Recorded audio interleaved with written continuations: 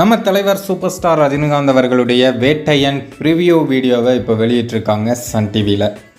Sun டிவியோட official YouTube பேஜில் தான் இந்த ப்ரிவியூ வந்து வெளியாகிருக்கு. 7 மணிக்கு வெளியிட போகிறதா சொல்லியிருந்தாங்க. இருந்தாலும் ஒரு 10 நிமிஷம் பக்கம் டிலே ஆகி தான் வெளியிட்டிருக்காங்க. இந்த டீசர் ஆரம்பிக்கும் போதே பார்த்தீங்கன்னா நேஷ்னல் போலீஸ் அகாடமியில் ஒரு கேள்வி கேட்குறாங்க. 4 பேர் ஃபோட்டோவை போட்டு இந்த ஆஃபீஸர்ஸ்லாம் உங்களுக்கு தெரியுமா அப்படின்னு. அதில் தலைவர் ஃபோட்டோவும் இருக்குது.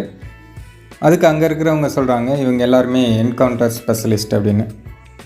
அப்போது வந்து நம்ம அமிதாப்ஜி ஒரு கேள்வி கேட்குறாரு, எத்தனையோ லட்சம் போலீஸ் இருந்தோம், இவங்கள மட்டும் எப்படி எல்லாருக்கும் அடையாளம் தெரியுது அப்படின்னு கேட்கும்போது, இவங்கெல்லாம் ரொம்ப பயங்கரமான ஒரு ரவுடிகளெல்லாம் என்கவுண்டர் பண்ணுறதுனால இவங்க வந்து ஹீரோஸாக இருக்காங்க அப்படின்னு கிருத்திகா சிங் சொல்கிறாங்க. ஸோ இது வந்து முழுக்க முழுக்க பார்த்திங்கன்னா அந்த என்கவுண்டரை மையப்படுத்தி எடுக்கப்படும் ஒரு கதை. மற்றபடி இவங்க பெருசாக எதையும் டீசரில் ரிவீல் பண்ணலை. இன்னும் சொல்லப்போனால் அமிதாப்ஜி வந்து கடைசியாக ஒரு விஷயம் கேட்குறாரு, அதாவது எல்லாரையும் என்கவுண்டர் அப்படிங்கிற பேரில் கொலை பண்ணுறதுக்கு பேர் தான் ஹீரோயிசமா அப்படின்னு கேட்குறாரு. தலைவர் பேசுகிற ஒரு மாசான டைலாக்கும் இதில் அடங்கியிருக்கு.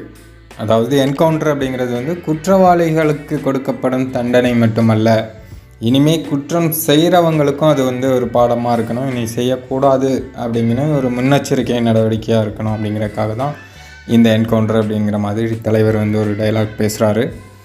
தலைவரோட எனர்ஜியை பற்றி நம்ம சொல்லவே தேவையில்லை. ஒரு இடத்துல அப்படி நடந்து வர்றாரு சிங்கம் மாதிரி, பயங்கர மாசாக இருக்குது. ஸோ தியேட்டரில் அந்த இடம்லாம் ஆனால் பறக்கும். இன்னும் நிறைய பேர் வந்து இந்த படத்தில் இருக்காங்க அப்படிங்கிறத மட்டும் டீசரில் காட்டியிருக்காங்க. அவங்களுக்குரிய டைலாக்ஸ் எதுவும் இடம்பெறல. இன்னும் சொல்லப்போனால் நம்ம அனிருத் அவர்களுடைய அந்த ஹே சூப்பர் ஸ்டார்டா அந்த பாடல் வந்து பேக்ரவுண்டில் ஒலிக்கிறது வந்து ரொம்பவே மாசாக இருக்குது. மொத்தத்தில் டீசரை விட்டு ஒரு ஹைப் ஏற்றிருக்காங்க அப்படின்னு தான் சொல்லணும்.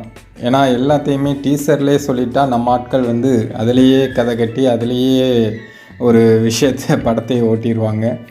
பட் இந்த டீசருக்குமே நிறைய கதைகள் ஓடும். இருந்தாலும் படம் வெளியாகும்போது அது என்ன கதை அப்படிங்கிறது எல்லாருக்குமே தெரியும். சரி, மொத்தத்தில் டீசர் வந்து பட்டையை கிளப்புது. இன்னும் கொஞ்ச நேரத்தில் தலைவரோட ஸ்பீச் வேறு இருக்குது ஆடியோ லான்ச்சில்.